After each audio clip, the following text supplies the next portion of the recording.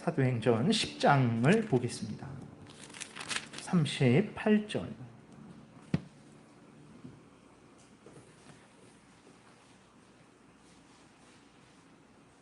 사도행전 10장 38절 한 절만 우리 한 목소리로 같이 봉독하겠습니다.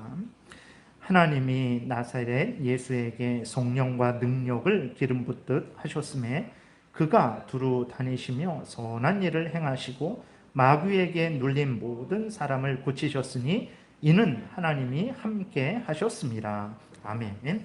기도드리겠습니다. 살아계신 하나님 아버지, 이 시간 우리가 또 성경을 통해서 알려주시는 하나님의 뜻을 전하고 듣고자 합니다. 하나님 잘 깨달아 알도록 성령께서 역사하여 주시고 또 성경에서 알려주시는 대로 우리가 잘 믿고 따라서 악한 사탄 마귀의 교묘한 계략에 빠지지 않게 도우시고 또 많은 사람들에게 성경에서 알려주는 대로 증거하여서 정말 많은 사람들을 하나님께로 돌아오게 하는 귀한 하나님의 일꾼들로 잘 사용될 수 있도록 도와주옵소서. 이 시간도 온전히 주장하시기를 간절히 바라고 예수 그리스도의 이름으로 기도드렸습니다. 아멘. 이제 계속해서 신앙고백서 8장 중보자 예수 그리스도에 관하여에 대해서 우리가 살펴보는데 말이 좀 어렵습니다. 말이 좀 어렵고 그런데 여러분들이 그 내용들은 다 알고 계시는 것들이기 때문에 말이 좀 어려울지라도 여러분들이 잘 그것을 정리하시고 소화하시게 되면 여러분들의 그 믿음을 체계적으로 잘 갖출 수 있게 되고 또 그것이 여러분들의 신앙 성장에 아주 큰 유익이 있고 다른 사람에게 예수님을 또 하나님의 뜻을 증거할 때에도 조리 있게 잘 또 증거할 수 있고 또 악한 사탄 마귀와 그 무리에 속한 자들이 교묘한 유혹으로 교묘한 말로 우리를 이제 속이죠. 그럴 때에 속지 않고 우리가 그 속임에 넘어가지 않고 믿음을 굳게 지킬 수 있습니다. 그래서 지금 이렇게 약간 좀 어렵고 좀 복잡하고 그럴지라도 여러분들이 알고 있는 것을 정리하는 것으로 이렇게 잘 또 삼으시기를 바랍니다. 그래서 사망을 이제 살펴볼 텐데 사망에서는 예수 그리스도가 중보자, 보증인, 심판자 되신 것을 이야기하면서 그것은 하나님이 정하신 일이고 또 예수님이 중보자, 보증인, 심판자의 역할을 온전히 행할 수 있도록 하나님께서 예수 그리스도에게 성령을 주셨다라고 이렇게 기록을 하고 있어요. 근데 예수 그리스도에게 성령을 주셨는데 예수 그리스도의 인성에 성령을 주신 것이다라고 이야기를 하고 있습니다. 그래서 사망을 좀 이렇게 살펴보겠는데 천천히 한번 우리 같이 읽어보겠습니다. 시작. 주 예수님께서는 이렇게 신성과 결합된 그의 인성에 있어서 한량없이 성령으로 성화되고 기름 부음을 받았으며 그 자신 안에 모든 지혜와 지식의 보화를 가지셨다. 성부께서는 모든 충만이 예수 안에 거하는 것을 기뻐하셨다. 이는 끝까지 그리스도께서 거룩하고 흠이 없고 순결하고 또 은혜와 진리가 충만하여 중보자와 보증인의 직무를 수행할 수 있도록 완전하게 준비하기 위함이었다.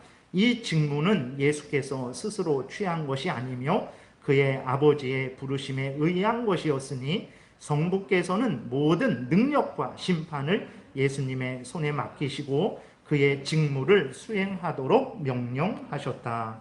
그러니까 이렇게 말이 좀 어려운 것 같지만 여러분들이 다 알고 계시는 내용이에요. 그래서 예수님은 참 하나님이시고 참 인간이시다라고 우리가 이 항에서 살펴봤습니다. 성경에서 말하게 되면 동정녀 마리아의 몸에서 나신 그분이 바로 하나님이 보내주신 구원자다. 하나님의 아들이다. 참된 신이시다. 라고 이렇게 말씀을 하고 있죠. 그래서 예수님은 이제 참 하나님이시고 참 인간이다. 그러니까 여기에 보게 되면 신성이라는 것은 하나님 되심을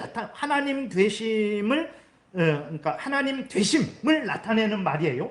그분의 신성이 있다. 신성의 충만함이 거한다라는 것은 그분은 참된 하나님이라는 거예요. 그분이 인성을 가지셨다라는 것은 그분이 참된 인간이라는 거예요. 그러니까 인간의 특징이 인성이라고 생각하시면 되고 하나님의 특징이 신성이라고 생각하면 됩니다. 그러니까 인간의 특징을 온전히 가지신 참된 인간이시고, 하나님의 특징, 그럼 좀 그러지만 하나님 되심을 완전히 드러내시는 신성을 가지셨다라는 것은 그분이 참된 하나님이라는 것입니다. 그랬을 때에 여기 보게 되면 예수님은 이렇게 참 하나님이시고 참 인간이시죠.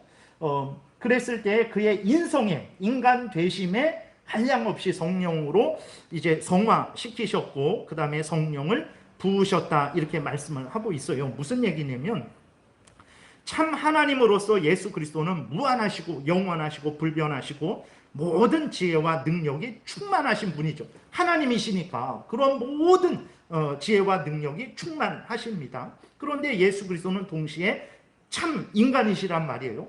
참 인간이신데 우리와 동일하신 분이십니다. 그래서 죄는 없으시지만, 우리와 같이 죄는 없으시지만 우리와 같은 연약성을 가지고 있어요. 그래서 예를 들어서 배고프시고, 그 다음에 지치시고, 또 이제 주무셔야 되고, 또 슬픈 일을 당하면 눈물을 흘리시는 그러한 분이세요. 근데 이러한 인간성으로는 앞에서 말씀드렸듯이 중보자라는 것은 하나님과 인간을 화목하게, 중간에서 하나님과 인간, 죄인의 중간에서 하나님과 죄인을 화목하게 하시는 분이 중보자죠.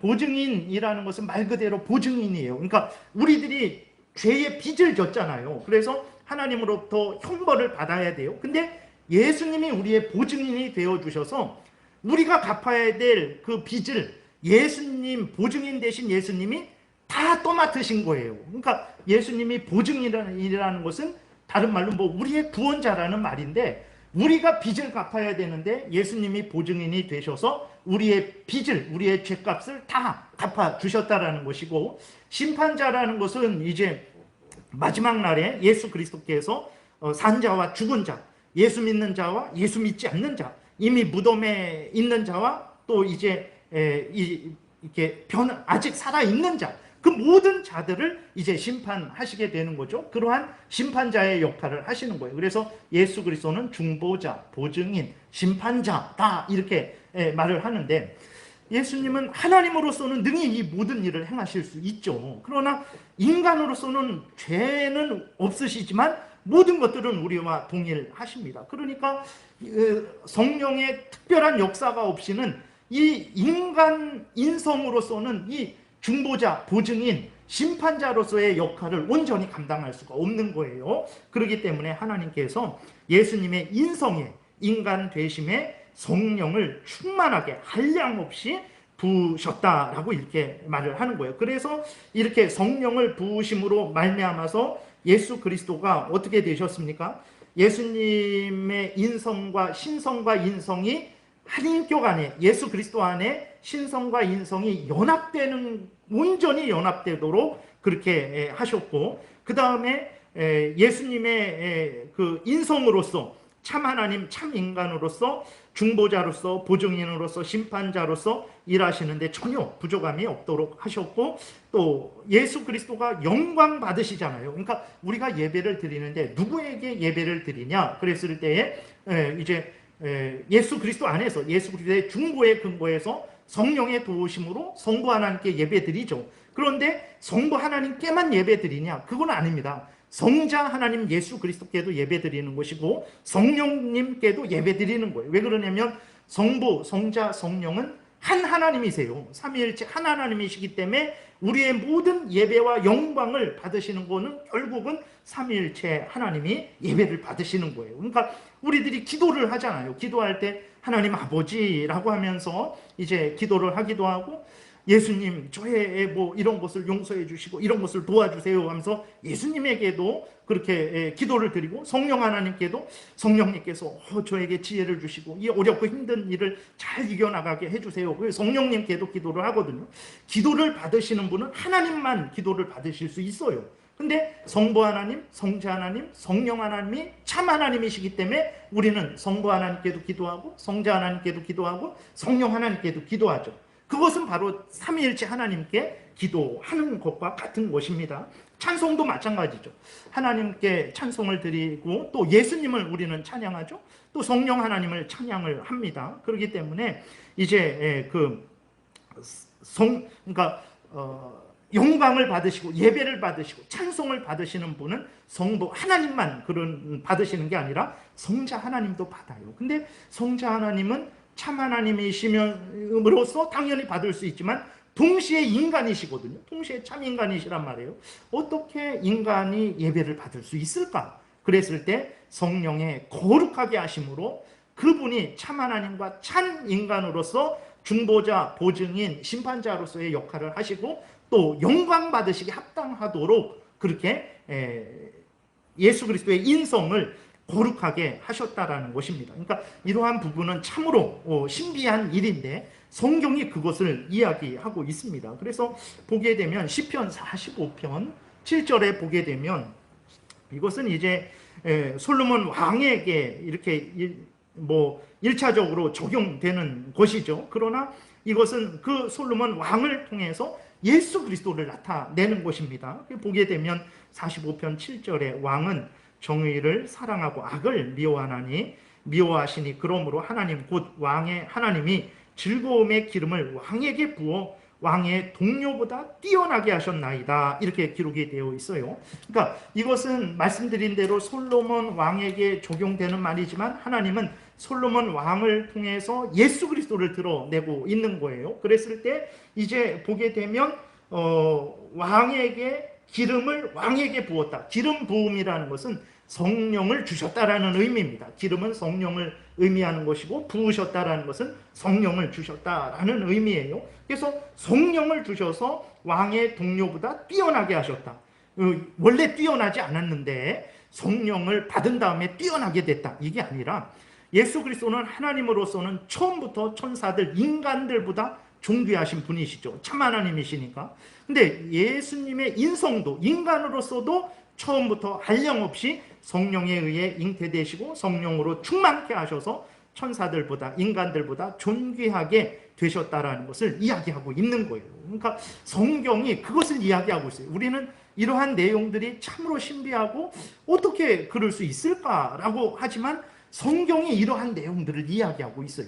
그러니까 성경이 이야기하고 있는 대로 예수님을 우리가 알고 믿고 따르지 않으면, 그러니까 온갖 다른 신천지 이만이나 통일교나 아니면 다른 희한한 그러한 이단들의 속임에 넘어가게 됩니다. 그러니까 성경에서 알려주는 대로 하나님에 대해서 또 예수 그리스도에 대해서 성령님에 대해서 구원에 대해서 교회에 대해서 그런 것들을 우리가 바로 알아야 그러한 이단들의 속임에 넘어가지 않게 되고 하나님께 합당한 영광을 돌리게 되는 거예요. 근데 성경을 보게 되면 예수님에게 하나님이 성령을 부으셨다라는 말씀이 이렇게 많이 기록되어 있습니다. 그렇기 때문에 그러면 예수님에게 성령을 부으셨는데 그분은 참 하나님이시고 참 인간이시잖아요. 참 하나님으로서는 삼위일체 성부, 성자, 성령께서 영원한 교제를 나누시는 거예요. 영원한 교통을 나누시는 거죠. 근데 그렇기 때문에 하나님으로서는 이제 성령을 원래부터 받으셨어요. 그 교통을 하고 계신 거죠. 그러나 인간으로서, 인성으로서는 그렇지 않았죠. 그렇기 때문에 그 인성에 성령을 부으셔서 예수 그리스도가 중보자 또 보증인 심판자로서의 그 사명을 온전히 감당할 수 있도록 그렇게 하셨다고 성경이 말하고 있어요. 요한복음 3장 34절에 하나님이 보내시는 이는 하나님의 말씀을 하나님 예수 그리스도를 말을 하는 거예요. 예수 그리스도는 하나님의 말씀만 하시죠. 이는 하나님이 성령을 한량없이 주심이니라 이렇게 기록이 되어 있어요. 예수님에게 성령을 한량없이 주셨다.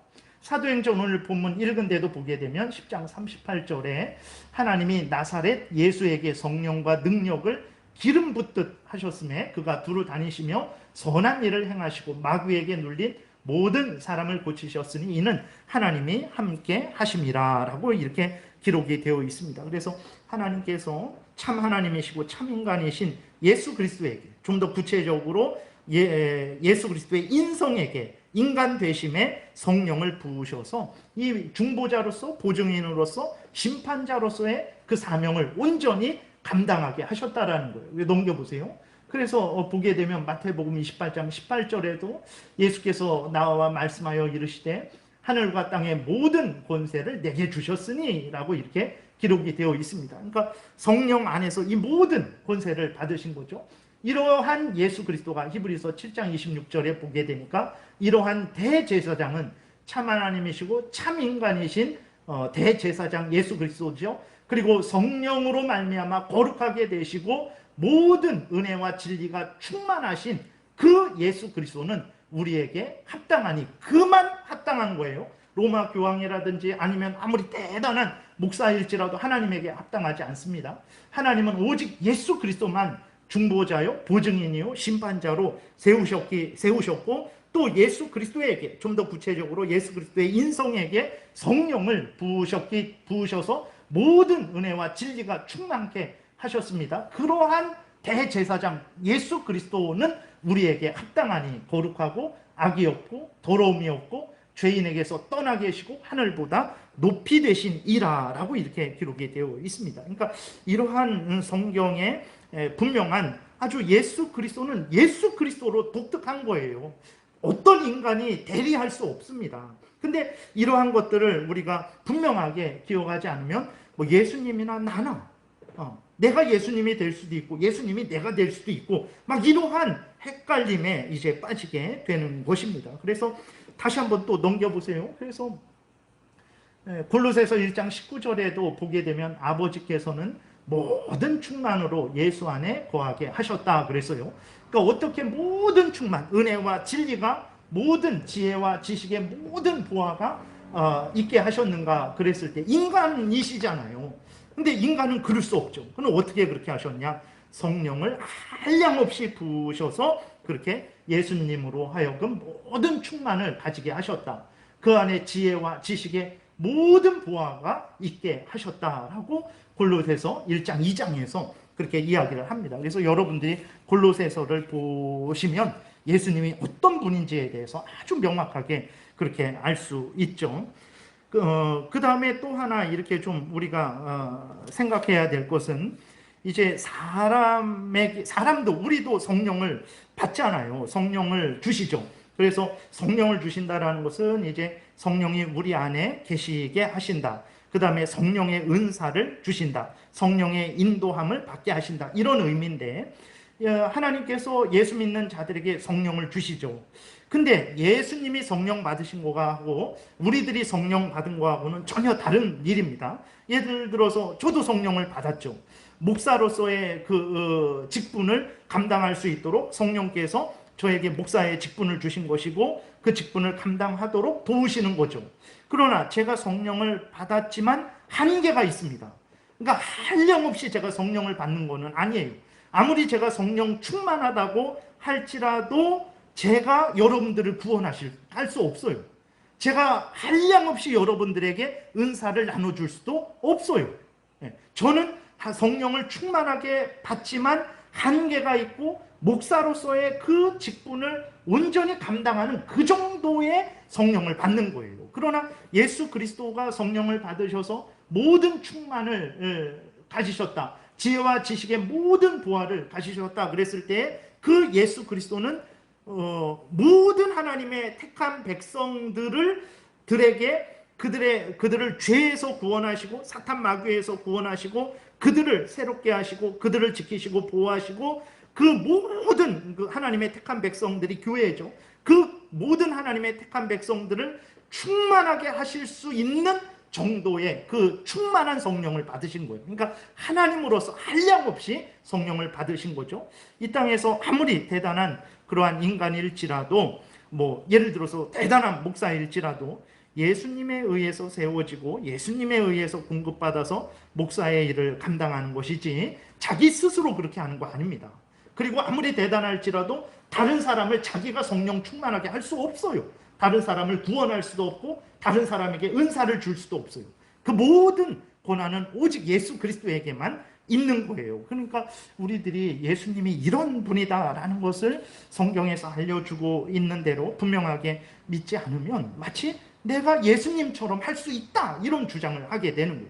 그래서 실제적으로 막 그런 역사가 일어나니까 저 사람이 예수님을 대리하고 있구나 라고 착각을 하게 되고 그를 의지하게 되는 거죠. 그 사람도 그렇고 그를 의지하는 사람도 속는 거예요. 그런 일은 사람에게 없습니다. 그 모든 일들은 예수님만이 하실 수 있는 일이에요. 그래서 그런 일을 하더라도 그런 것을 통해서 예수님을 바라봐야지, 그러지 않고 그 사람만 바라보게 됐을 때에는 그것이 바로 이제 잘못되는 시작이 되는 것입니다. 근데 그 잘못됨의 시작은 성경에서 말하는 대로 예수님을 믿지 않으니까 저 사람이 예수님처럼 할 수 있구나, 저 사람을 의지해도 내가 이 땅에서 살아갈 수 있구나, 그런 착각을 하게 되는 것이죠. 그리고 본인도 마치 이거는 오직 동정녀 마리아의 몸에서 나신 그분, 그 예수님이 그리스도로, 그 예수님을 그리스도로 세우신 것인데 그것을 이제 분명하게 믿지 않으니까 내가 예수님을 대리할 수도 있다라고 이렇게 그러한 잘못된 주장을 하게 되는 것입니다. 그 다음에 보게 되면 다시 이렇게 사망을 보게 되면 앞으로 넘겨서 끝부분에 이 직무는 예수께서 스스로 취한 것이 아니며 그의 아버지의 부르심에 의한 것이었으니 성부께서는 모든 능력과 심판을 예수님의 손에 맡기시고 그의 직무를 수행하도록 명령하셨다, 이렇게 기록이 되어 있어요. 그러니까 다시 이렇게 쭉 넘겨서 속죄 언약, 구속 언약, 여러분 이게 생각나십니까? 그래서 언약에 대해서 배울 때에 행위 언약과 은혜 언약이 있는데 은혜 언약이 이루어지기 위해서 이제 창세 전에 속죄 언약, 구속 언약을 맺으셨다라고 우리가 배웠었죠. 그래서 언약의 당사자가 누구냐? 성부 하나님과 택한 백성들의 중보자인 성자 하나님이 언약을 맺으셨어요. 조건은 뭐냐? 성부 하나님은 모든 준비와 지원과 보상을 하는 거죠. 택한 예수님이 이 땅에 태어나도록 하시고 그 다음에 모든 그러한 준비를 하시고 예수 그리스도께서 그 모든 일을 성취하셨을 때 택자들을 구원하시는 그 일을 하시는 것이고, 성자 하나님은 택한 백성들을 위해서 행위 언약, 다시 말해서 하나님이 요구하시는 모든 율법을 성취하시고 택한 백성들의 죄를 대속하는 거죠. 자기가 그 죄값을 대신 치르는 것입니다. 이 언약을 맺으신 거예요. 그래서 그 사망 끝부분에서 이야기하는 것은 무엇이냐면 이 직무는 예수께서 스스로 취한 것이 아니며 그의 아버지의 부르심에 의한 것이었으니, 그러죠. 성부 하나님이 성자 하나님에게 이 모든 일을 이제 맡기신 것이고 또 성자 하나님은 성부 하나님이 맡기신 그 모든 일들을 기꺼이 즐거이 이제 자원해서 맡으신 거죠. 그래서 이제 넘겨보세요. 히브리서 5장에 이것이 이렇게 기록되어 있습니다. 이 내용이, 속죄 언약의 내용이, 이 존귀는 아무도 스스로 취하지 못하고, 다시 말해서 예수 그리스도가 이제 우리의 대제사장 되심, 다시 말해서 구원자 되심, 중보자 되심, 보증인 되심은, 이 존귀는 아무도 스스로 취하지 못하고 오직 아론과 같이 하나님의 부르심을 받은 자라야 할 것이니라. 아론도 하나님이 지정하셔서 대제사장으로 삼으신 것처럼 내가 중보자가 되겠습니다, 이럴 수 없다라는 거예요. 하나님의 뜻에 의해서 중보자가 될 수 있다라는 거죠. 그랬을 때 예수 그리스도가 우리의 대제사장, 중보자, 구원자 되신 것도 바로 하나님의 뜻에 의한 것이다, 이렇게 말을 하고 있어요. 5절에 보게 되니까 또한 이와 같이 그리스도께서 대제사장 되심도 스스로 영광을 취하심이 아니요 오직 말씀하시니가 그에게 이르시되 너는 내 아들이니 내가 오늘 너를 낳았다 하셨고, 성자 하나님에게 이제 6절에 보게 되니까 내 아들이니 내가 오늘 너를 낳았다, 이것은 예수 그리스도가 성자 하나님이라는 거예요. 삼위일체 세인격, 성부, 성자, 성자의 성령의 인격이 있죠. 그랬을 때 내가 내 아들이다, 내가 오늘 너를 낳았다라는 것은 삼위일체 세인격 중에 성부인격, 성자인격, 성령의 인격 중에 성자의 인격을, 성자 하나님을 나타내는 말입니다. 그러니까 성부 하나님께서 성자 하나님에게 6절 이와 같이 다른 데서 말씀하시되 네가 영원히 멜기세덱의 반차를 따르는 제사장이라 이렇게 명령을 하신 거예요.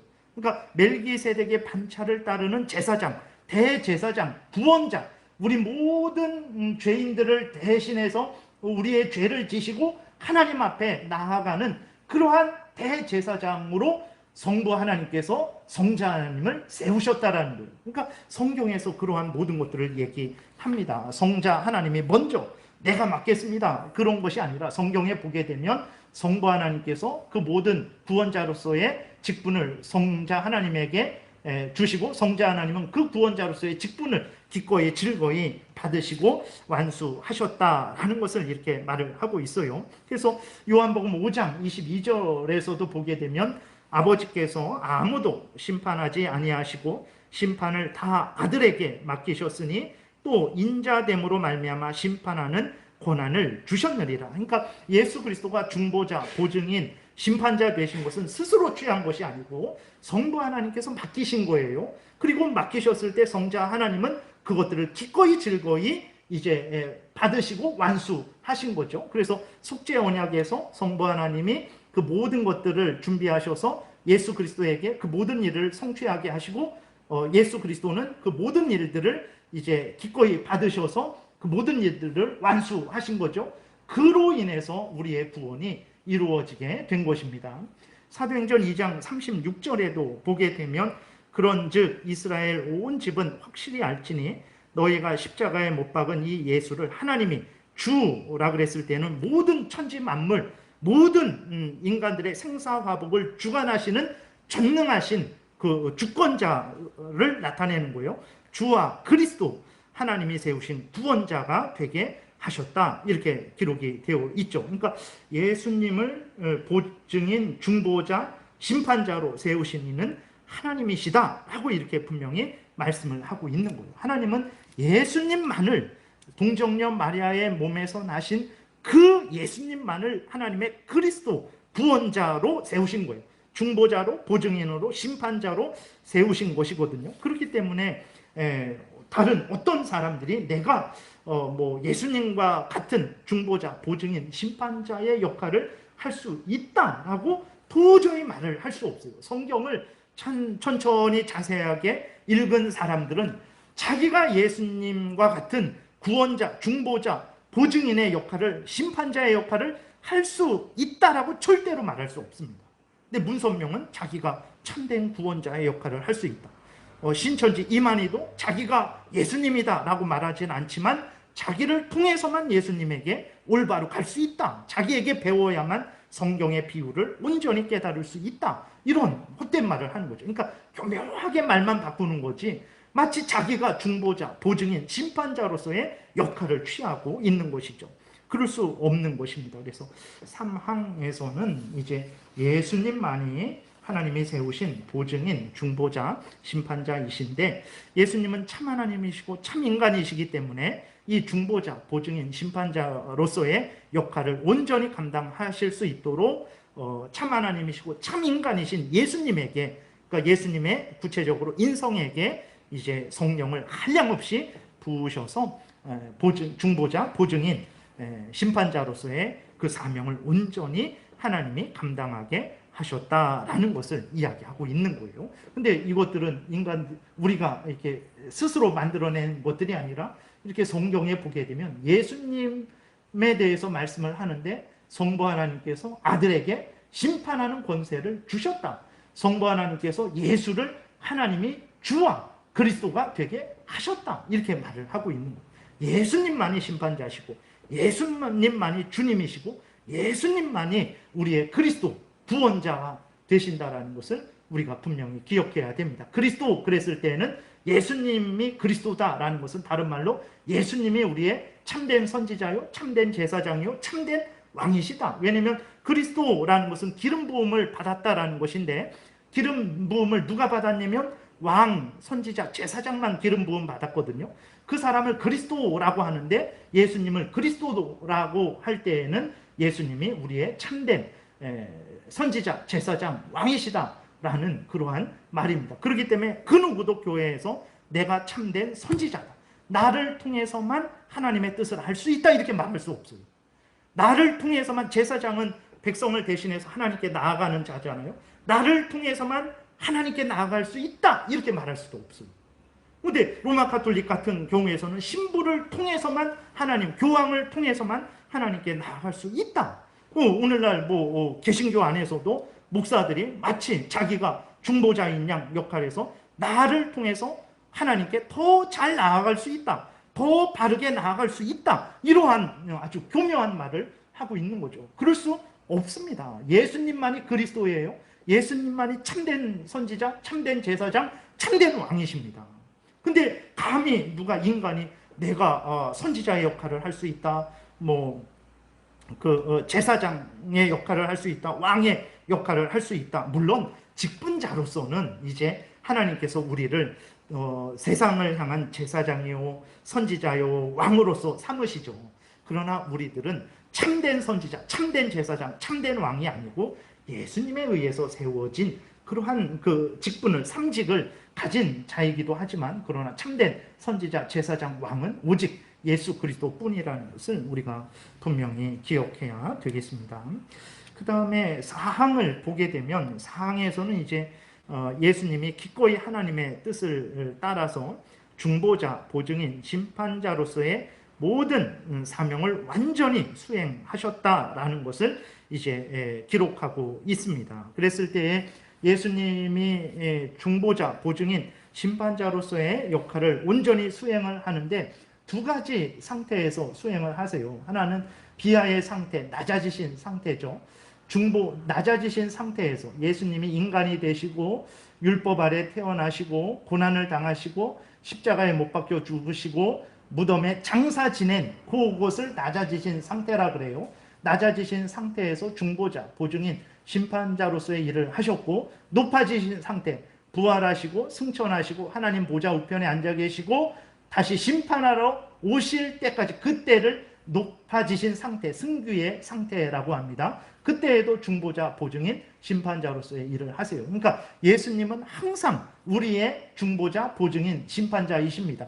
이 땅에 계실 때에도 우리의 중보자, 보증인, 심판자시고, 지금 하늘에 승천하셨죠? 승천하셔서 하나님 보좌의 우편에 앉아 계신데, 지금 육신적으로는 우리와 함께 없고 하늘 보좌에 앉아 계시지만, 하늘 위에 영광을, 그 권능을 회복하셨지만, 그럼에도 불구하고 지금도 예수 그리스도는 우리의 중보자, 보증인, 심판자로 계시다라는 것을 우리가 분명히 기억을 해야 되는 것입니다. 그렇기 때문에 예수님이 이 땅에 계시지 않으니까 내가 예수님을 대리한다, 그렇게 말할 수 없어요.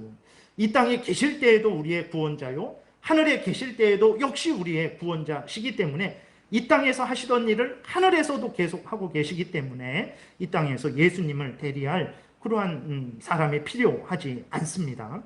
우리가 이것을 분명하게 기억해야 되겠습니다. 사항을 좀 이렇게 살펴보겠습니다. 사항에 보게 되면 이렇게 기록되어 있어요. 주 예수님께서는 이 직무를, 우리 같이 읽겠습니다. 주 예수님께서는 이 직무를 매우 기꺼이 맡으시고 이 직무를 수행하기 위해 율법 아래 나셔서 율법을 완전히 성취하셨다. 그는 영혼의 지극히 극심한 괴로움을 직접 참으시고 그의 몸으로는 극심한 고통을 견디시고 십자가에 못 박혀 죽으시고 장사되어 사망의 권세 아래 머물러 계셨으나 썩지 않으시고 3일 만에 그가 고난 받으셨던 그 동일한 몸으로 죽은 자들 가운데서 살아나셔서 그 몸으로 하늘에 올라가시고 거기서 성부의 우편에 앉아 계셔서 중보 기도를 하시다가 세상 끝에 사람들과 천사들을 심판하시기 위해 다시 오실 것이다. 여러분, 이게 보게 되면 어디서 많이 보셨던 내용 아닙니까? 이거는 웨스트민스터 신앙고백서 8장 4항의 내용이거든요. 근데 여기 요 사항 전체가 어디에서 보신 것 같지 않으세요? 사도신경.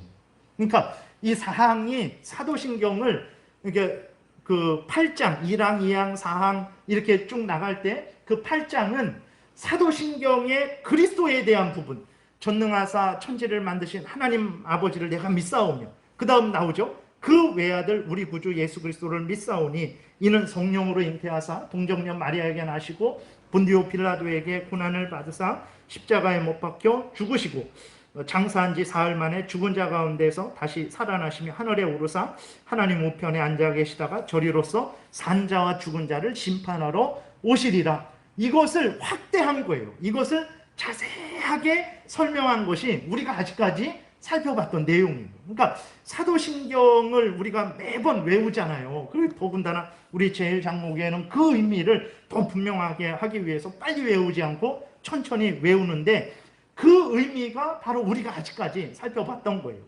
예수님이 참 하나님이시고 참 인간이시다.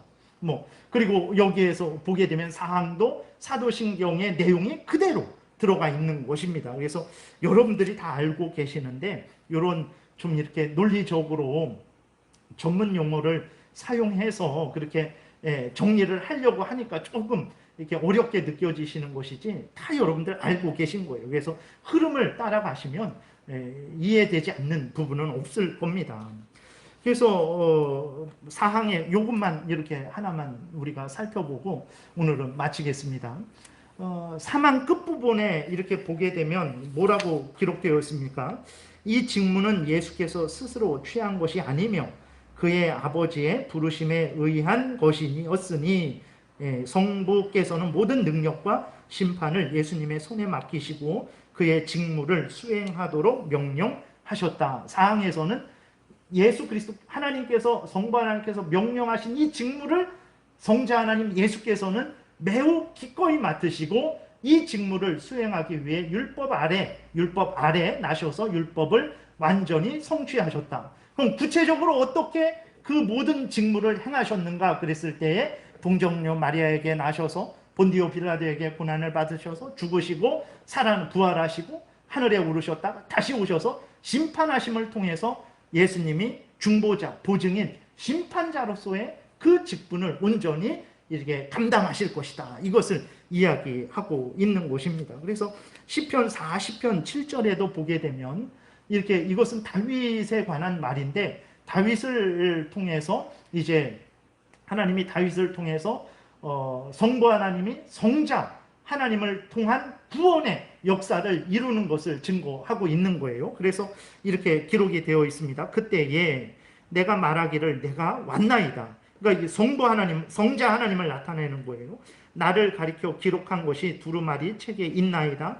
나의 하나님이여, 내가 주의 뜻 행하기를 즐기오니 주의 법이 나의 심중에 있나이다 하였나이다. 그러니까 다윗을 통해서 성자 하나님 예수 그리스도가 성부 하나님의 그 뜻을 행하기를 즐거워한다. 그래서 사항 앞에 분 다시 보세요. 다시 전으로 넘기면 예수님께서는 이 직무를 매우 기꺼이 맡으시고 이 직무를 수행하기 위해 율법 아래 나셔서 율법을 완전히 성취하셨다. 이 말이 왜 나오게 됐냐면, 다시 시편 40편에 이렇게 예수님에 대해서 이러한 내용이 있기 때문에 그 이제 말이, 사항의 말이 나오게 된 거예요. 그래서 예수 그리스도는 성부 하나님이 자기에게 맡겨주신 그 직무를 기꺼이 즐거이 행하기 위해서 이 땅에 오셨다라는 것을 드러내고 있죠. 그러니까 다윗이 예수님을 우리만큼 명확하게 풍성하게 그렇게 알지는 못했을지라도, 이렇게 다윗은 예수님을 소개받았고 또 그 당시 하나님의 택한 백성들도 예수님을 소개받았다라는 것을 우리가 분명히 기억해야 됩니다. 그래서 이 시편 40편이 히브리서 5장에 그대로 인용되고 있어요. 그래서 예수 그리스도께서 하나님이 맡기신 그 직무를 기꺼이 즐거이 맡고 행하셨다라는 것을 히브리서 10장에서도 말씀을 하고 있어요. 이렇게 기록되어 있어요. 그러므로 주께서 세상에 임하실 때에 이르시되 하나님이 제사와 예물을 원하지 아니하시고 오직 나를 위하여 한 몸을 예비하셨도다.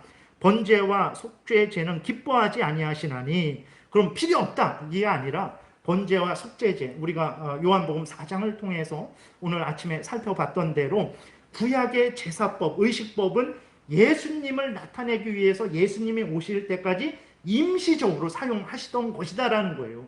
그런 차원에서 기뻐하지 않는다라는 거지, 하나님이 정하시고 잘못 정했어 그건 필요 없어 이런 의미가 아닙니다. 그런 것들은 예수님을 나타내는 것이고, 예수님을 나타내지 않으면 그건 쓸모없는 거죠. 그리고 예수님이 오셨을 때에는 이제는 실체 대신 예수님이 오셨으니까 구약의 의식법, 제사법, 제사 드리고 뭐 이렇게 번제와 속죄제를 드리는 것은 이제는 멈추고 예수님을 믿고 따라야 된다라는 것을 이야기하는 거예요. 그런 차원에서 기뻐하지 않는다라는 것입니다. 7절에 보게 되면 이에 내가 말하기를 하나님이여 보시옵소서 두루마리 책에 나를 가리켜 기록된 것과 같이 하나님의 뜻을 행하러 왔나이다 하였느니라. 그러니까 성자 하나님이 성부 하나님에게 말씀을 하시는 거예요. 8절 위에 말씀하시기를 주께서는 제사와 예물과 번제와 속죄제는 원하지도 아니하고 기뻐하지도 아니하신다 하셨고 이는 다 율법을 따라 드리는 것이라. 그 후에 말씀하시기를 보시옵소서 내가 하나님의 뜻을 행하러 왔나이다 하셨으니 그 첫째 것을 폐하심은 구약의 그 제사법 의식법을 폐하시고 둘째 것을 세우려 하십니다. 예수 그리스도 참되신 화목제물 대신 예수 그리스도를 통해서 이제 그 하나님의 구원 역사를 완전히 이루시는 것을 나타내는 거죠. 10절 이 뜻을 따라 예수 그리스도의 몸을 단번에 들이심으로 말미암아 우리가 거룩함을 얻었노라. 이렇게 보게 되면 우리가 속죄 언약에 대해서 살펴봤죠. 창세 전에 성부 하나님이 그 모든 계획을 세우셔서 성자 하나님에게 완수하라 하셨고 성자 하나님은 그 모든 하나님의 주신 명령을 다 받으셔서 기꺼이 즐거이 행하기로 하신 것이 속죄 언약입니다 라고 이렇게 말을 했잖아요. 그런 게 성경에 어디 있냐 그랬을 때 이러한 본문들을 통해서 이제 성부 하나님 창세 전에 성부 하나님과 성자 하나님이 속죄 언약 구속 언약을 맺으셨다라는 것을 우리가 추론을 할 수 있는 것입니다. 그래서 요한복음 10장 18절에도 보게 되면 이를 내게서 빼앗는 자가 있는 것이 아니라, 그러니까 예수님의 목숨을 누가 빼앗는 게 아니라는 거예요. 내가 스스로 버리노라. 나는 버릴 권세도 있고 다시 얻을 권세도 있으니 이 계명은 내 아버지에게서 받았노라 하시니라. 그러니까 예수 그리스도가 기꺼이 즐거이 성부 하나님이 주신 그 중보자 보증인 심판자로서의 그 사명, 구원자로서의 그 사명을 온전히 감당을 하신다는 거예요. 기꺼이 즐거이 감당을 하신다라는 거죠. 빌립보서 2장 6절에서도 보게 되면 그는 근본 하나님의 본체시나, 하나님의 본체라는 것은 하나님이시라는 거예요. 그래서 성부 하나님, 성자 하나님, 성령 하나님 세 인격체가 한 분이시죠. 한 본체입니다. 그것을 말을 하는 거죠. 하나님과 동등됨을 취할 것으로 여기지 아니하시고 오히려 자기를 비워 종의 형체를 가지사 사람들과 같이 되셨고, 왜 사람들과 같이 되셨습니까? 성부 하나님이 맡겨주신 그 구원자로서 보증인 중보자 심판자로서의 역할을 온전히 감당하시기 위해서 사람이 되신 거죠. 동정녀 마리아에게서 나신 것입니다. 그래서 참 하나님이요 참 인간이 되신 거예요. 8절 사람의 모양으로 나타나사 자기를 낮추시고 죽기까지 복종하셨으니 곧 십자가에 죽으심이라.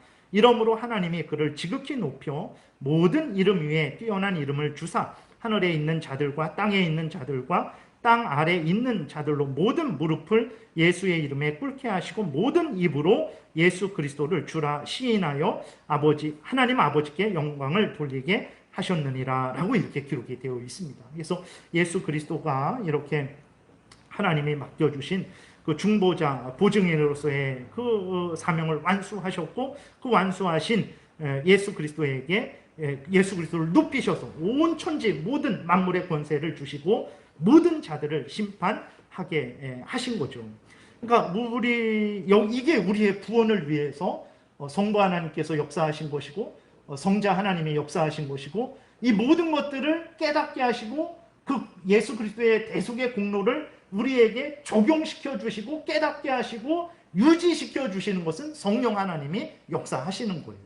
이렇게 우리의 구원이 이루어진 거예요. 그러니까 우리가 죄에서 자유롭게 되고 죄의 권세, 죄의 형벌로부터 자유롭게 되고 죄 가운데 역사하는 사탄 마귀로부터 자유롭게 되고 율법의 정죄로부터 자유롭게 되고, 그래서 하나님의 자녀가 되어서 하나님의 그 천국을 상속받고 영생을 상속받게 된 것은 바로 이렇게 성부 하나님의 은혜에 의해서, 예정에 의해서 성자 하나님의 그 중보자로서의 그 대속의 공로에 의해서, 그 다음에 성령 하나님의 종용시켜 주시고 또 깨닫게 하시고 거듭나게 하심에 의해서 우리가 죄의 권세에서 또 죄의 형벌에서 죄 가운데 역사하는 사탄 마귀로부터 그 다음에 율법의 정죄로부터 자유롭게 된 거예요. 하나님의 자녀가 되어서 그 모든 하나님의 자녀의 은혜를 누리고 있는 거예요. 여기에 무슨 인간이 어떤 공로를 보탰습니까? 인간이 여기에 이러한 구원의 역사에 인간이 무엇을 보탰어요? 여기에 보탤 수가 있습니까? 없어요. 근데 인간들이 예수의 공로만은 안 되고 어떤 인간도 그래도 공로를 세워야 된다. 무슨 일이라도 하나 해야 된다. 갈라디아서 보면 최소한 할례라도 한번 해야 된다. 이런 식으로 하면서 이제 예수를 믿는 것만으로는 구원이 부족하다. 너도 뭔가를 해야 된다. 이런 말을 하게 되는 거예요. 근데 여기 보게 되면 그런 게 어디 있어요? 다 이게 성경의 근거에서 신앙 고백을 정리한 거죠. 그리고 성경 자체에서도 보게 되면 그 모든 구원이 이루어지는 데 있어서 인간이 한 일이 뭐가 있습니까? 없어요. 믿음을 내가 믿지 않았습니까? 그랬을 때 내가 믿는 거죠. 내가 한 일입니다. 그러나 성령의 거듭나게 하심에 의해서, 깨닫게 하심에 의해서, 은혜 주심에 의해서 내가 믿는 거예요. 내가 믿는 거지만 하나님의 은혜에 의해서 내가 믿는 거예요. 그래서 에베소서 2장 8절에 구원은, 믿음은, 모든 것은 하나님의 선물이다. 이렇게 말을 하는 거예요. 공로가 없어요. 있을 수가 없습니다. 내가 이렇게 살아있는 것도 땅이 있어야 살아있잖아요. 공기가 있어야 살아있습니다. 이렇게 우리가 하나님의 말씀을 전하고 듣는 것도 하나님께서 지금 함께 계시고 깨닫게 하시고 은혜 주셔야 하나님의 말씀을 전하고 들을 수 있는 거예요. 그러니까 우리가 일을 하지만 하나님의 은혜를 받아서 우리가 일을 하는 거예요. 내 공로지만 하나님의 은혜에 의한 내 공로예요. 내 공로를 자랑하지만 하나님의 은혜로 말미암은 내 공로라는 것을 전제하고 자랑을 해야 되는 거예요. 근데 마치 하나님의 공로나 내 공로나 신인 협력이라는 것이 하나님은 하나님으로서 일을 하시고 또 하나님이 우리를 인격체로 만들어 주셔서 우리도 인격체로서 일을 해야 된다, 이런 의미가 아니고, 신인 협력 구원이라는 것은 하나님과 인간이 같은 수준에서 하나님 50%, 인간 50% 그렇게 하나님의 은혜만으로는 안 되고 예수 그리스도의 대속의 십자가 공로만으로는 안 되고 거기에다가 인간의 공로도 포함돼야 구원이 이루어진다는 것이 신인 협력이에요. 어떻게 이런 말을 할 수 있어요? 성경에 보게 되면 우리의 구원은 오직 성부 하나님의 창세전에 예정하심에 의해서 성자 하나님 예수 그리스도의 대속의 공로에 의해서 성령 하나님의 거듭나게 하시고 적용시켜 주심에 의해서 되어지는 것이지, 어떻게 인간이 공로를 세워서 하나님과 같은 수준에서 공로를 세워서 하나님의 은혜의 역사와 인간의 은혜의 역사가 50% 이렇게씩 해서 이렇게 더해져야 완전한 구원이 이루어진다라고 그렇게 할 수 있겠습니까? 그건 성경을 모르는 거예요. 그건 속이는 것입니다. 성경에 그런 적이 한 번도 없어요. 근데 그런 주장을 하고 수많은 사람들이 그런 주장을 따라 살아가게 되죠. 그런 사람들을 알미니안이라 그래요. 지금만 있는 것이 아니라 뭐 1609년, 10년 그때에도 그 알미니안들이 있었고, 그 또 성경에도 보게 되면 뭐 인간 하나님은 없다. 나 스스로 존재하는 것이다. 내 힘으로 이 모든 것을 얻었다. 그런 것들이 다 알미니안들이. 그럼 거짓말하는 자들이죠. 내가 너에게 물질과 양식 얻을 힘과 지혜를 주었다. 신명기 8장에서 하나님이 분명히 말씀하고 있는데, 아니다. 내가 스스로 얻은 것이지, 내가 스스로 취한 것이지, 이런 식으로 생각을 하는 사람들이 여전히 항상 있었죠. 그것이 바로 아주 인간의 도둑질이죠. 근본적인 도둑질입니다. 그러니까 하나님의 은혜로 말미암은 건데 하나님의 은혜로 말미암은 것이 아니라 내 스스로 만든 것이다. 그게 거짓말이죠. 그래서 인간의 죄성은 아주 뿌리 깊습니다. 그러니까 인간은 거짓의 바탕 위에 서 있는 거예요. 인간은 도둑질 위에 서 있는 거예요. 그러니까 하늘이 지금 저렇게 된 거 하나님의 전지전능하신 능력에 의한 것이죠. 근데 우리는 그렇게 생각을 안 합니다. 이 모든 것들이 다 그런 건데 그렇게 생각을 안 해요. 그러니까 인간의, 우리 그리스도인의 삶도 거의 도둑질입니다. 여러분들, 여러분에 의해서 어떤 사람이 도움을 받았는데 그 사람이 여러분들이 도와주신 것을 분명하게 얘기 안 하면 뭐라고 말합니까? 이런 배은망덕한 사람, 거짓말하는 사람, 내 공로를 도둑질해서 자기 공로로 만드는 사람, 우리 그렇게 비난하지 않습니까? 근데 우리가 하나님 앞에서는 그 일을 항상 하고 있는 거예요. 내 지혜인데, 내 능력인데, 내 노력인데, 내 의지인데, 물론 내 거죠. 그러나 하나님이 주신 것으로서의 내 거예요. 이것을 밝혀야 되는 거예요. 그래야만 그 사람이 더 하나님을 의지하게 되고, 하나님을 의지하니까 하나님이 의지하는 자에게 더 은혜를 주시고, 더 복을 받고, 더 그것을 깨닫고, 더 하나님을 의지하게 되고, 더 복을 받고, 더 하나님을 의지하게 되고, 더 복을 받는 거죠.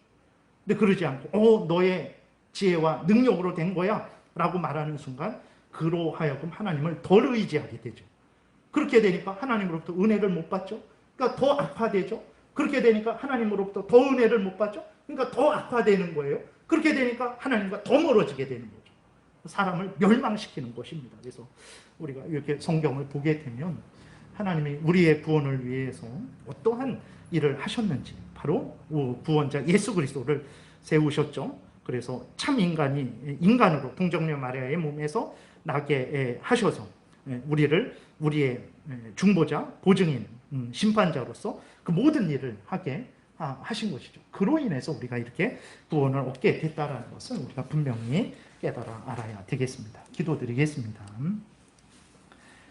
살아계신 하나님, 성경을 자세히 살펴보게 되니까 하나님이 어떤 분인지, 우리 구주 예수 그리스도가 어떤 분이신지, 그리고 또 우리의 구원을 위해서 하나님이 어떤 계획을 세우셨고 일을 하셨는지, 우리 구주 예수 그리스도께서 어떤 일을 하셨는지 자세히 알게 됩니다. 하나님, 성경을 볼 때 지혜를 주옵소서, 눈을 열어 주옵소서, 성령께서 깨달아 알게 도와 주옵소서. 그래서 성경을 성경으로 보고 우리가 성경을 통해서 참된 그러한 유익을 얻고 하나님을 더 사랑하고 의지하며 많은 사람들에게 바른 진리를 증거하게 도와 주옵소서. 감사드리고 예수님 이름으로 기도드렸습니다. 아멘. 찬송가는 390장입니다.